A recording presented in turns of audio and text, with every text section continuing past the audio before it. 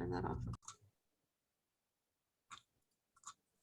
Hello and welcome to another Middle East update. My name is Melanie Rubin and I'm the Director of Senior and Adult Programs at the Lawrence Family Jewish Community Center, Jacobs Family Campus.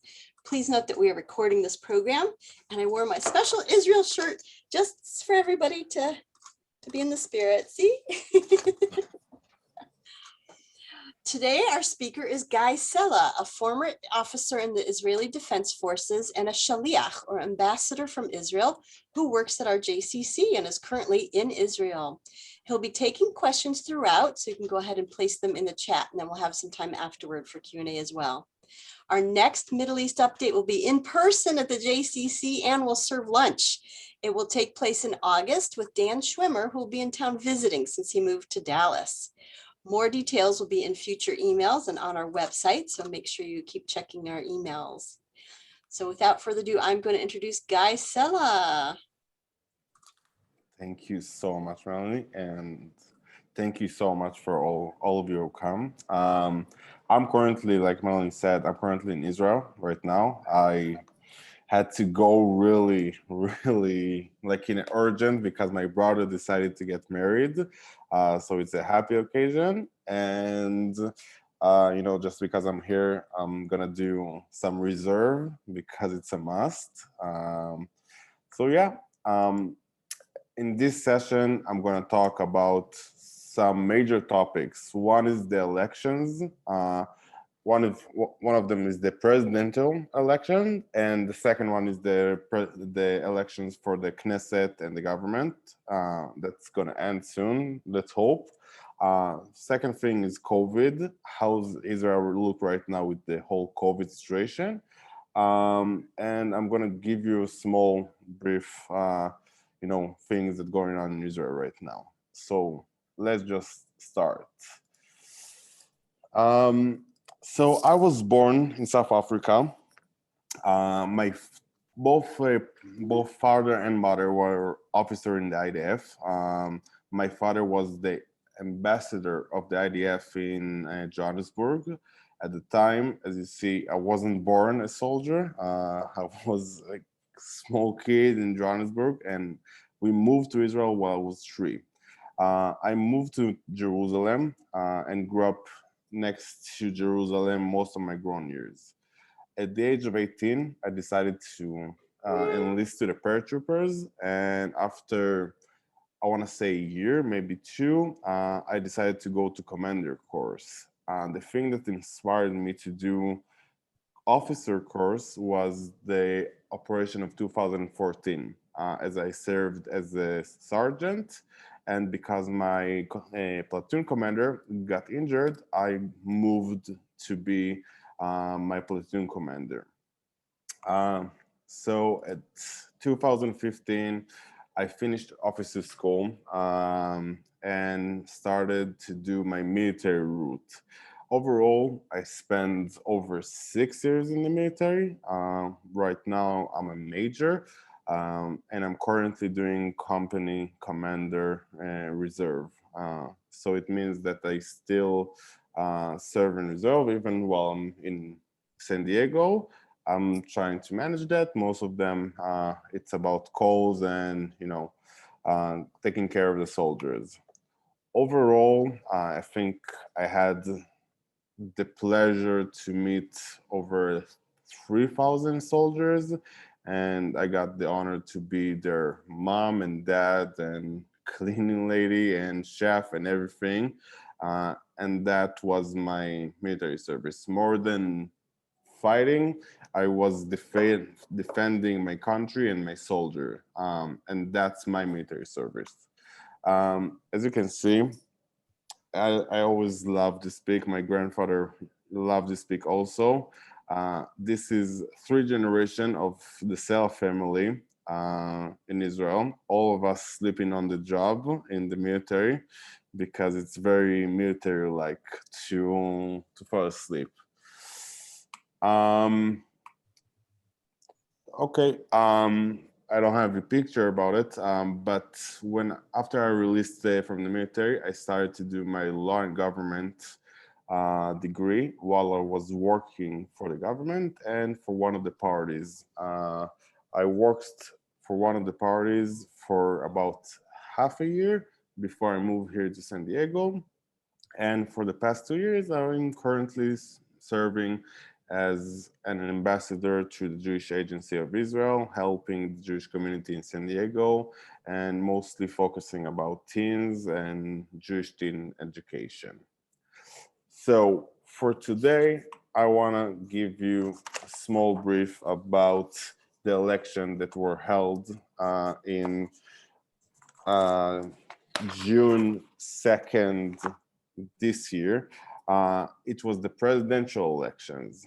Okay, I don't know how much you know about the democratic system in Israel, so I'm going to give a small brief about it also. So this is our democracy structure in Israel. We all talking about the prime minister and the government and the election of the government, but actually there's more of that. Okay, the president of the the president of Israel is actually the head of the state, and he's in charge of the three branches of democracy: the judicial, the executive, and the legislative. Um, we're all talking about the elections. Most of the time, we're talking about the legislative because the people choose the Knesset, which is basically the House of the Elected, and the Knesset forms the government. The president in Israel is elected by the Knesset. So once in 7 years, the Knesset doing a secret election. So it means like nobody knows who the other people vote to, and we actually elect our president. This year, I'm sorry. So this is actually how it looks like. You can see the people elect the Knesset. The Knesset elect the president. The president appoints by giving the mandate to the prime minister, who forms the government, who is being managed and being supervised under the Knesset. This year we had two candidates. We had Miriam Peretz and we had Yitzhak Herzog. Miriam is actually a very close and dear friend of mine. She has the most incredible story. Miriam is a teacher, grew up in Israel, and Miriam lost both of her sons in the wars of Israel.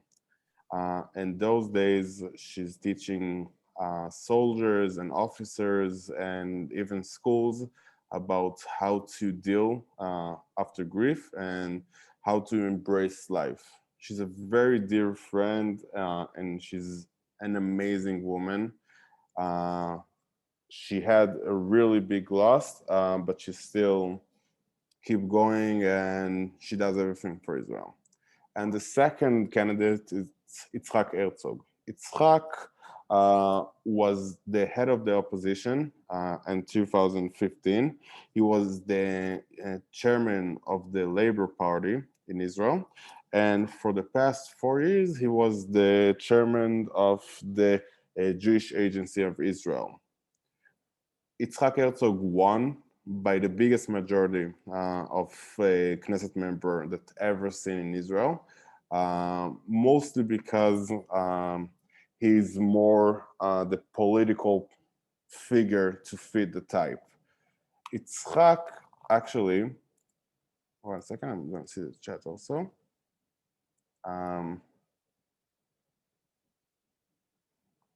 Yitzhak is actually the son of Chaim Herzog, Israel's sixth president who served between the years 1983 to 1993. So we think that Yitzhak Herzog is going to be appointed, like he already has been elected, kind of like in America when you elect the president and he has this gap of time between he actually going to chair. So by I think mid-June, yeah, I think mid-June he's gonna be the president, and our president right now is gonna finish his job and go to retire. The second thing is Israel elections. Um, it's the biggest thing who's going on in Israel for the past 2 years, and I know this the system is very complicated, and not all people understand.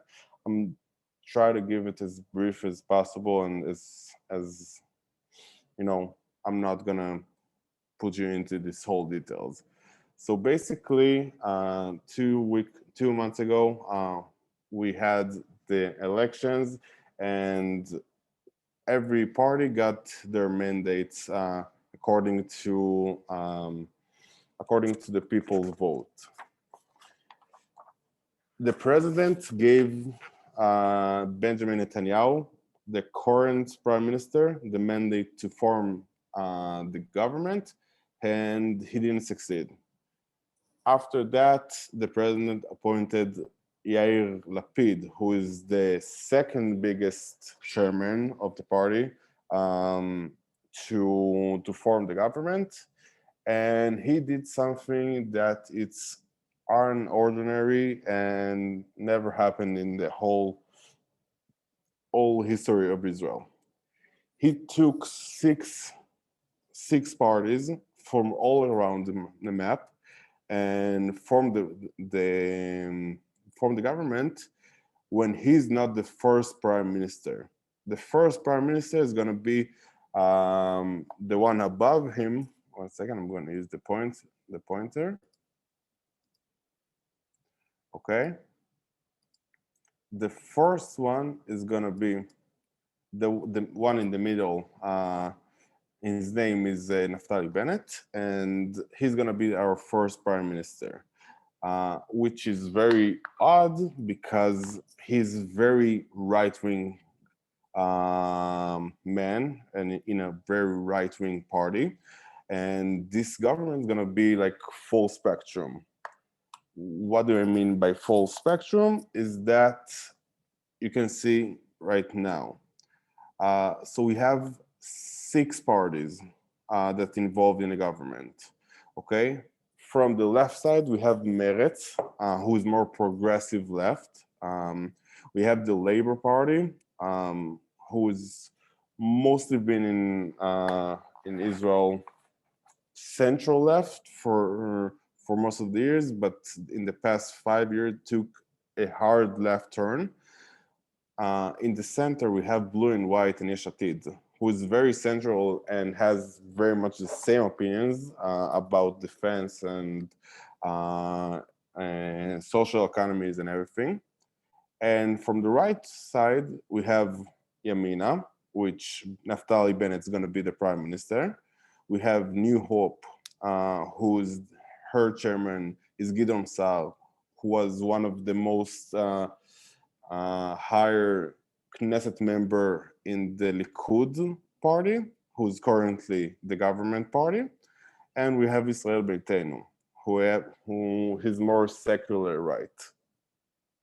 But as you can see, okay, even with the parties that involved, we don't have 61 members of the Knesset. We have 58.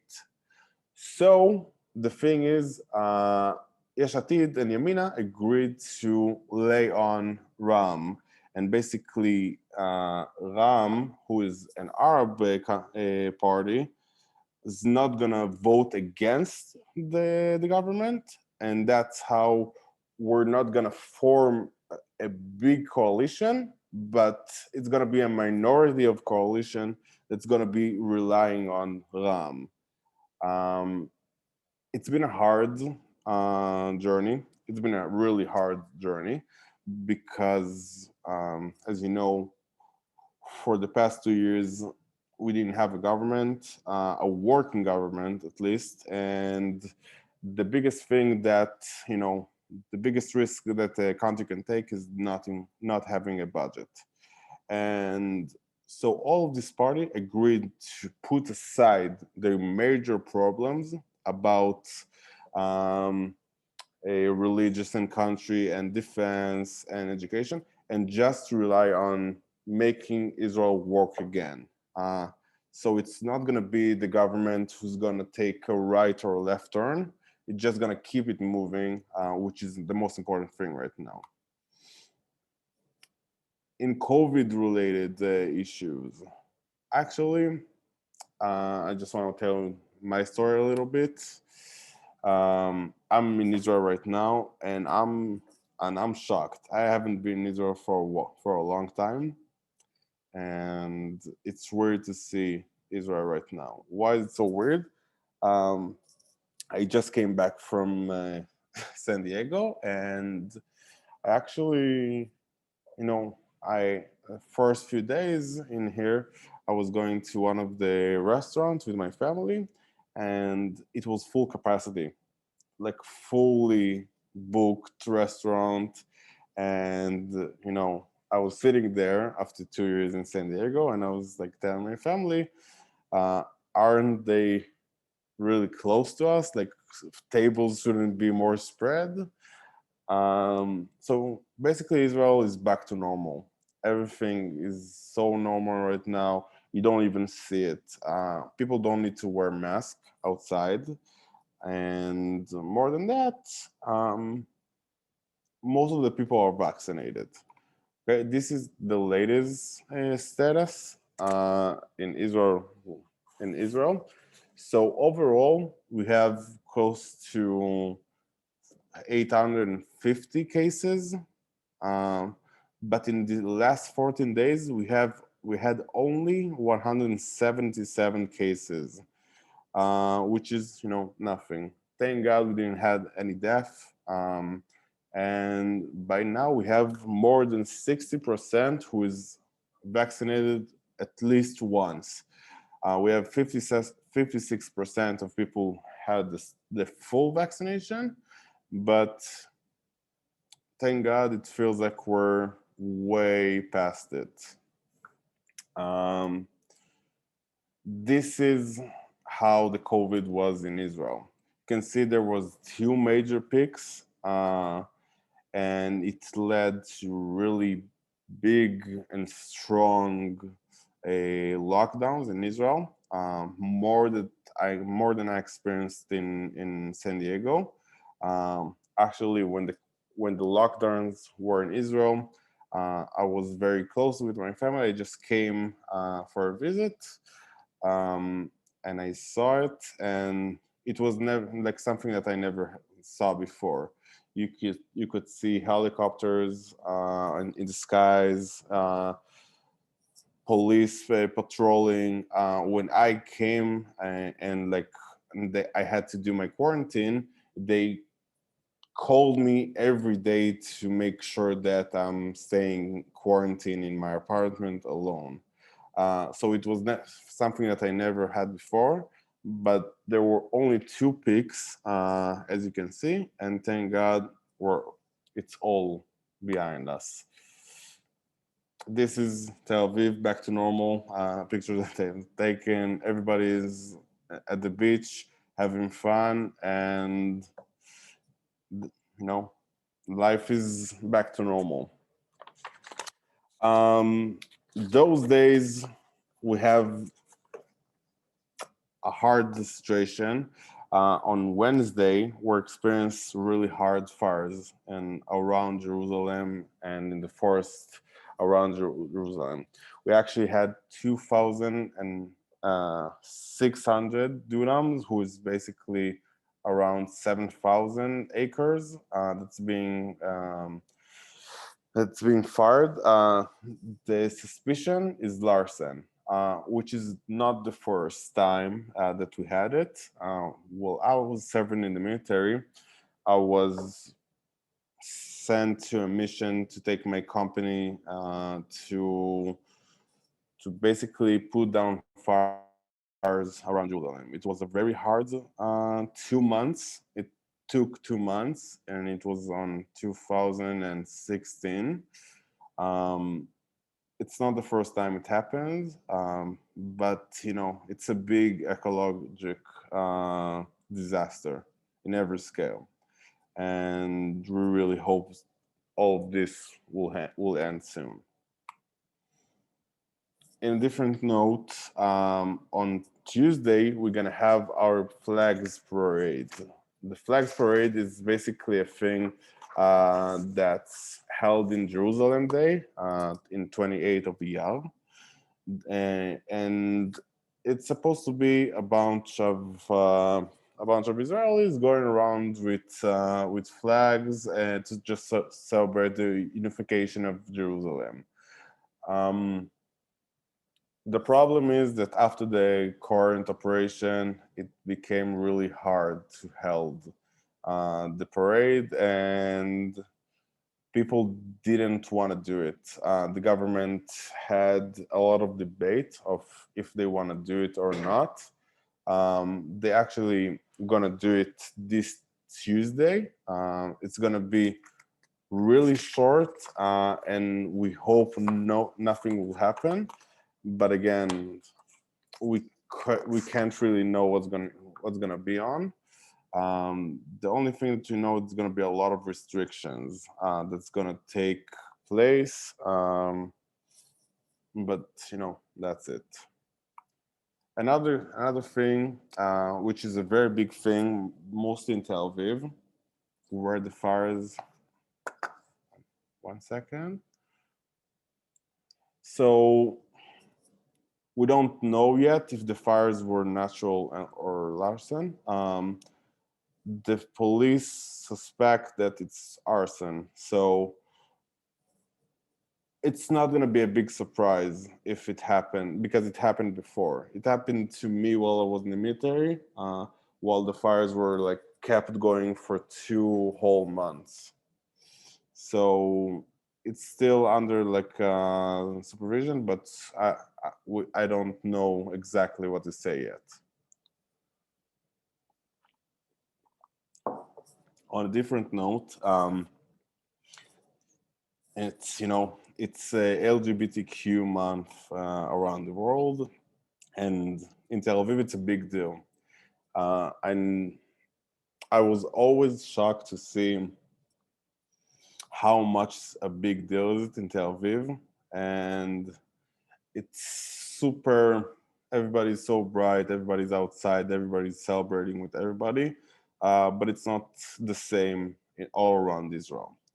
Um, I'm just gonna talk a bit about Jerusalem. Every year, it's the same fight about if they're gonna hold the LGBTQ parade in Jerusalem. It's a big fight because it does hurt a lot of people, but we wanna be considered to both sides. So Jerusalem is a much smaller scale of parade, but the Tel Aviv one is huge. The Tel Aviv one is huge, and I hope it's gonna be by the end of the month. It's gonna be so weird to see all the people crowding together. Um, it's gonna feel like back to normal, but we really want to hope it's gonna be really soon. Um, and that's basically my presentation. I do wanna like you asking question about the situation in Israel and whatever I can do to answer. I can say that I'm right now doing reserve. I can tell a bit about my reserve and what I'm doing, but it's all about what you find interest.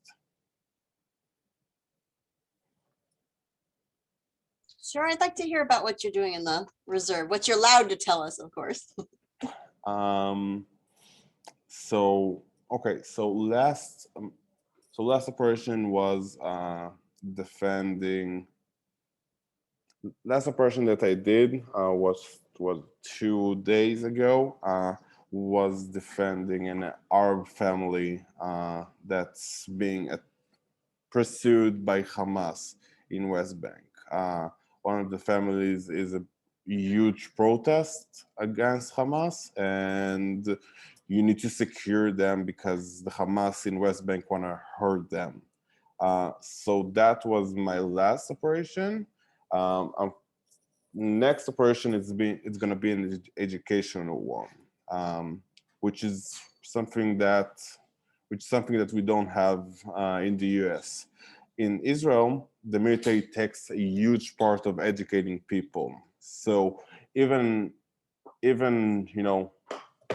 every commander take in action to educate their soldier about everything, about values, about spirit, about everything. So we're gonna take them on Wednesday, and we're gonna show them the history of Israel, and we're gonna talk about values, values about their families, values about their friends, and values about their work. Um, Mostly because you need to understand that the military, because it's mandatory, the military just takes a huge part of building the country, and forcing, um, building a better society to Israel. So every commander like take it in consideration. It's not that we're all about operation and military service. It's a lot of educational content. um, so yeah. Thank you for sharing that. There's a question in the chat. Do you think this government will work? um, it's a good question because it's the biggest question is what does it mean for a government to work. It's not gonna take a very strong side in either way, and it's not gonna change anything. But they are obligated, like they feel like they're obligated to work for Israel civilian, which is something that we didn't felt for a long time. There was 2 years of elections, and it felt like our government to just like fall apart, and they're not doing anything except being elected. So they're not gonna take a route on each side. And they might not gonna work together a lot of time. But the biggest thing is that we'll have a working government that can pass a budget and pass laws. Uh, it's not my favorite. It's no one's dream government, but it is what it is, and it's an historical moment because we have an Arab party who is actively taking part of restructure restructuring the government, which is a big part, because we talk about coexisting a lot, and the last operation in Israel, this whole coexisting with the Israel Arabs felt a little bit shaky, and it's good to see a collaboration like in a scale like that. It's something that we all needed, to feel equal. I know from my Palestinian friends, um, they're really glad to see their electors, like their leaders, like finally passing laws and like in the heads of a committee and stuff. What was the issues of Biden and the U.S. president controversial issue during the Israel election? Um, it's a good question because I think it's Israel was always an undebatable bi-party thing in the United States. You can agree, you cannot agree, but Israel was both agreed by the Democratic and the Republican. And in the last Trump administration, it felt like Israel is being more direct because we had the right to a wing government also. So it felt like it's being tied together, and like Israel is being more close to the Republican, which is something that shouldn't happen. Israel and the US together are allies. Okay, it's not that the government need to be allies; it's the countries. So there was a huge fear in Israel about Biden because we didn't want to feel like Israel is representing Trump. So it was a huge fear. Biden, he's a huge supporter of Israel. He said it a million times, and he keeps saying it. And he actually support Israel all around the operation. The thing that was a bit controversial was about not all Democratic Party are pro-Israel in the same scale, but I don't know to say that all of them are anti-Israel. So I want to believe that they're all pro-peace, which is the thing that we all want. You can love Israel, you can hate Israel, you can debate if Palestine is something or not, but we all want to just live in peace. We all deserve it. The people in Israel, the people in Palestine, the people in Gaza, all deserve it. And I don't think that that there is something more important than that right now. Uh, so Biden, as this wise leader that he hid, I felt like he's advancing peace and truth to both sides when he also defended Israel's right to defend itself.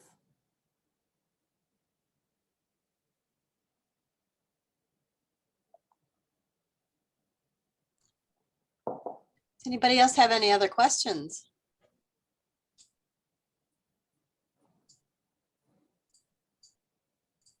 I have a question.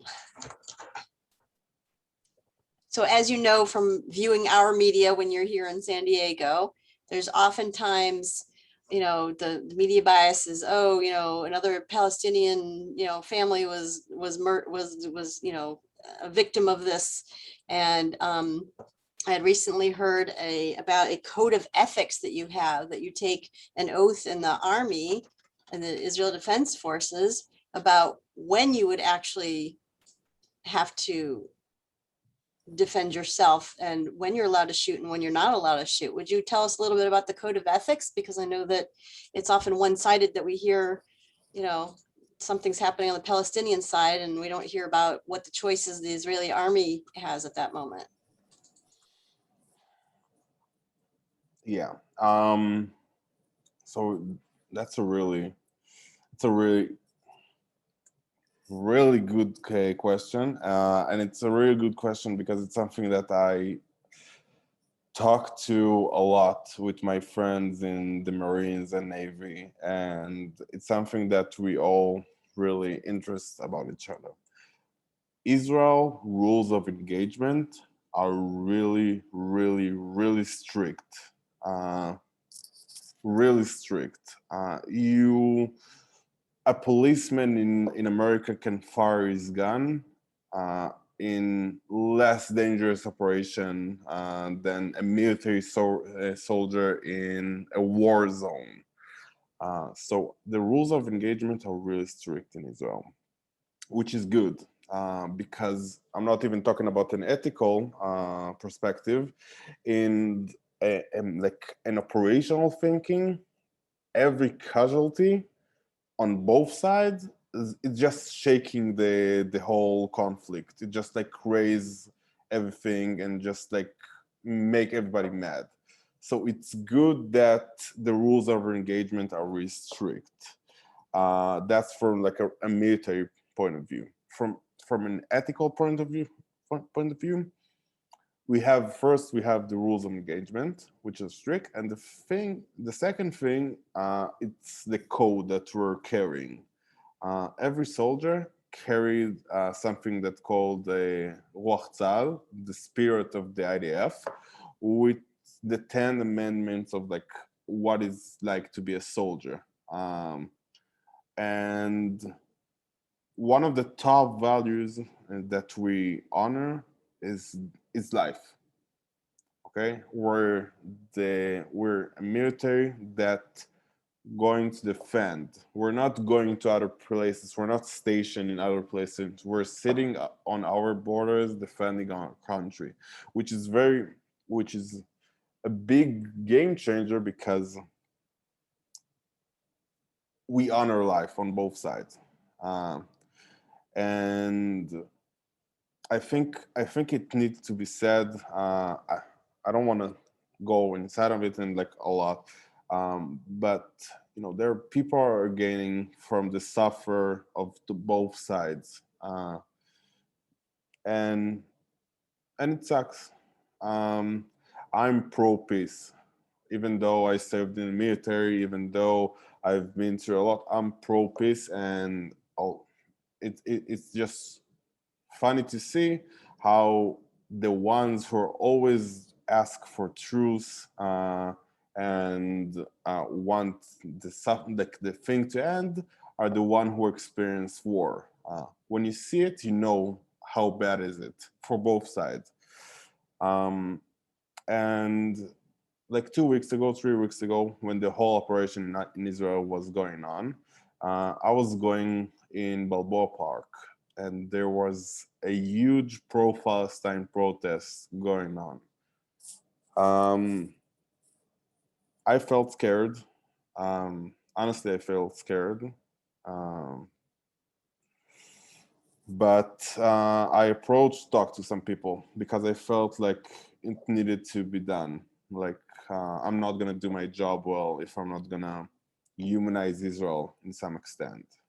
And I got into this conversation with around like 3 or 4 Palestinian and about 2 or 3 Americans, and we got into this conversation. It became really emotional really fast, and the Americans started to call me names, names that I'm not gonna mention here because I'm gonna honor all of you, but it was stuff that I've never heard before, not even I think in my language, but yeah. And at some point, I stayed really calm and I was telling them, listen, you need to understand. And one of the Americans kind of cut me in the middle and told me, no, you don't understand.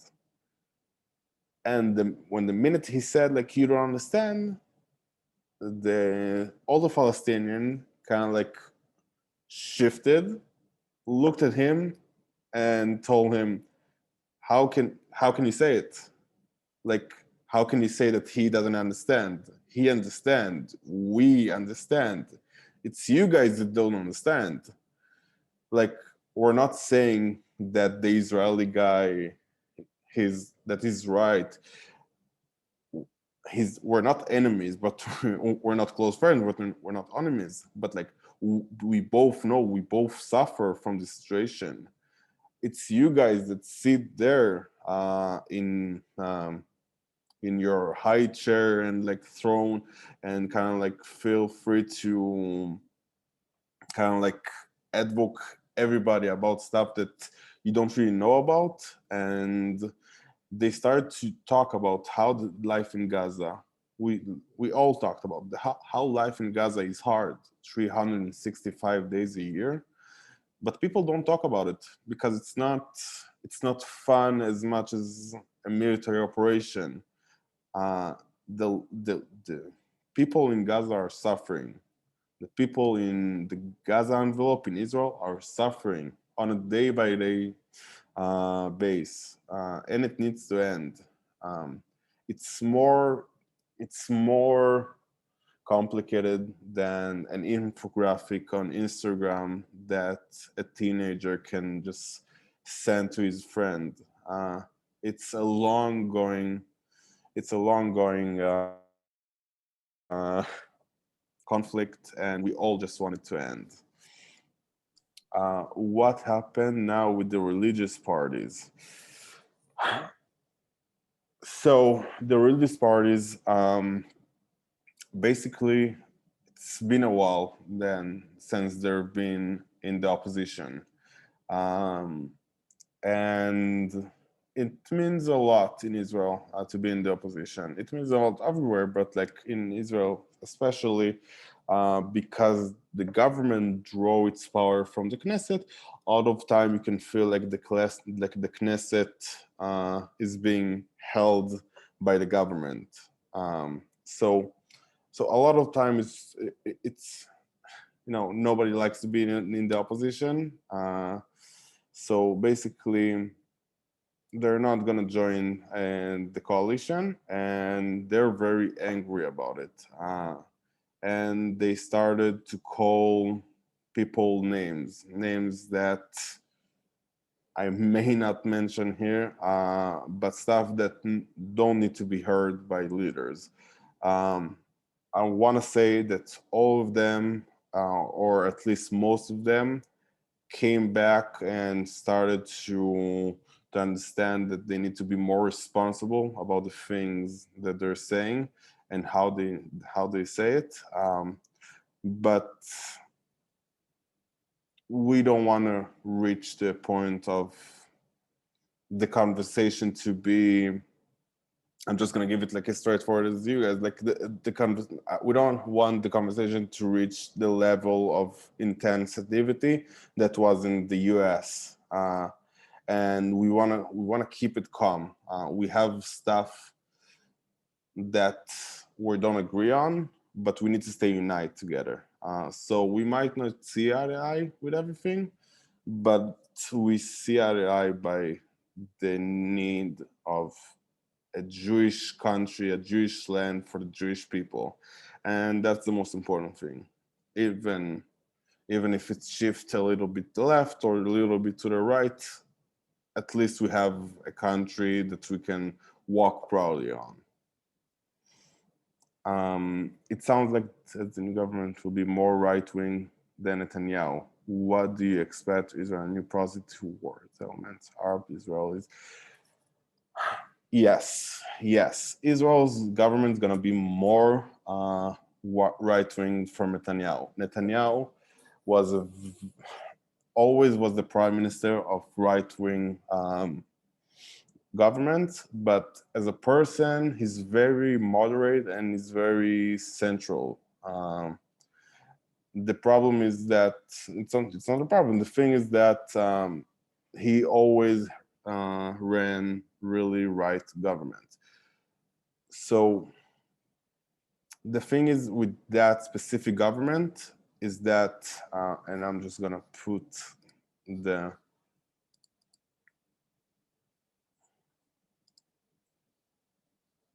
you can say that there's more right people in the government, but first of all, stuff like the settlements and Arab Israelis are gonna stay in the status quo.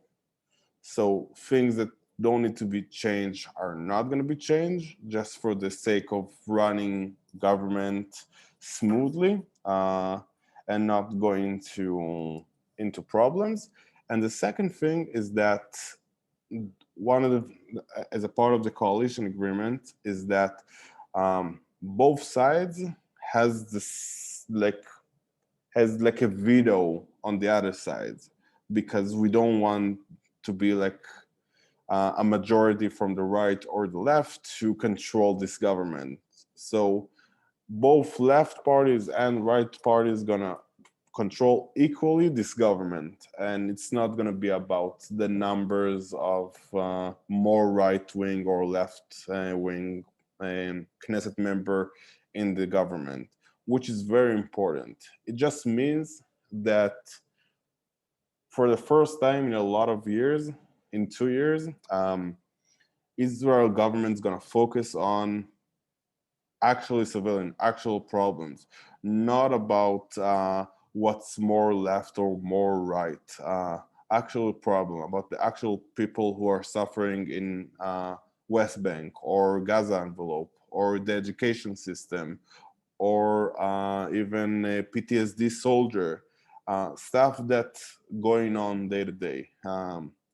You know, at the same as you guys. It's not that people in Israel are going on every day and talking about the conflict or a two country solution, yes or no. People want to pay rent. People want to go to the grocery. Uh, people want to like grow old with dignity, and people want to go to a decent hospital. And this, it feels like this government is going to do the best to the civilians to feel like that, and it's refreshing. It's refreshing, and it feels. I'm very proud to say that we can work together. It's something that you don't see around the world. It kind of felt like both edges all around the world just became rougher, and it felt like you cannot combine the two. And if you're really left, you can sit in the same room with a really right person. But let's hope Israel government will prove it wrong. Uh, and will prove that there are things that more important than political views. Um, I recently saw the Israel TV Prisoner of War, Khatufim. Really great drama, like our series Homeland. It's realistic from your experience, especially about negotiating with terrorists of return. So yeah, Homeland is based on Khatufim, another Israeli hit show. Um, I grew up in Maccabim. Maccabim is next to Jerusalem, which, as a part of the military agreement with Israel, was offered to military officers. Um, so all my friends, all the people that I grew up with, were high-ranked military officers, sons, and people.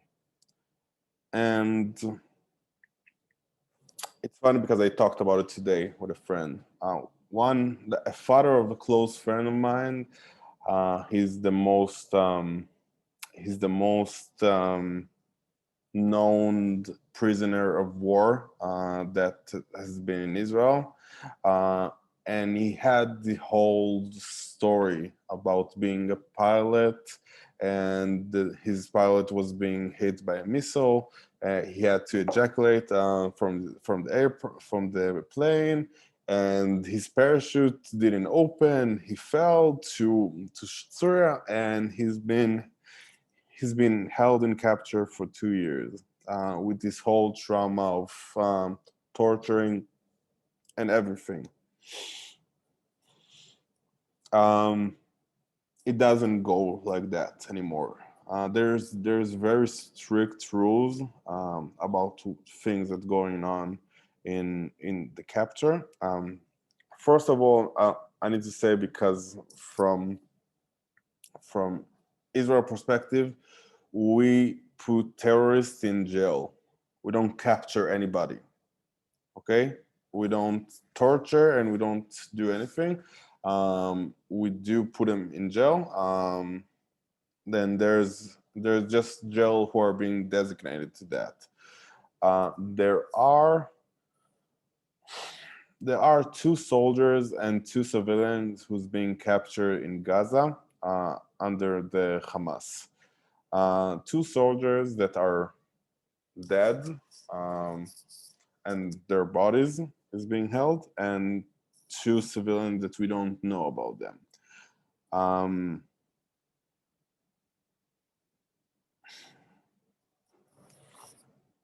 how can I say?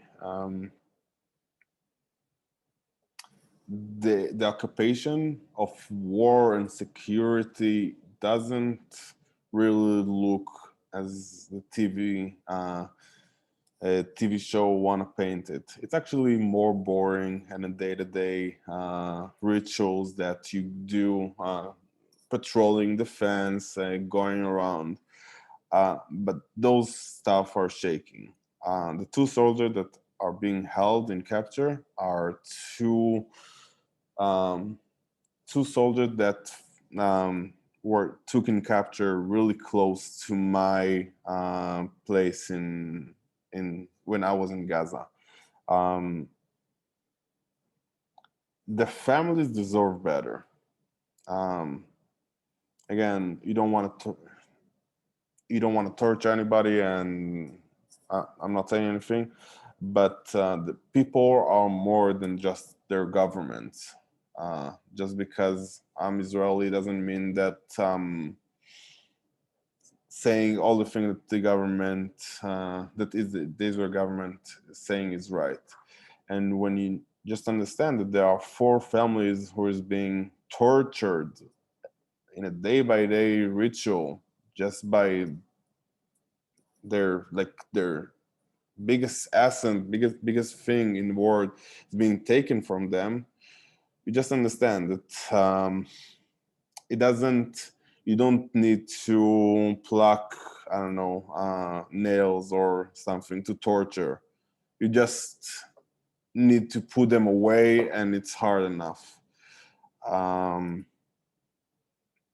I do want to say proudly that Israel is doing the best to treat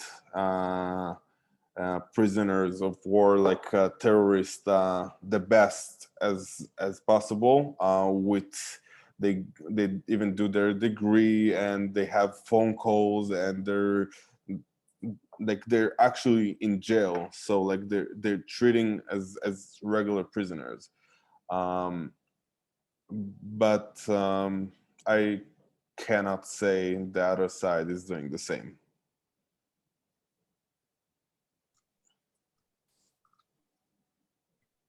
Thank you, Guy. I know it is very late over there. It's already past midnight, so we appreciate you staying up late to speak to us. Does anyone have any last minute questions? You can raise your hand or put it in the chat. I don't see any at the moment.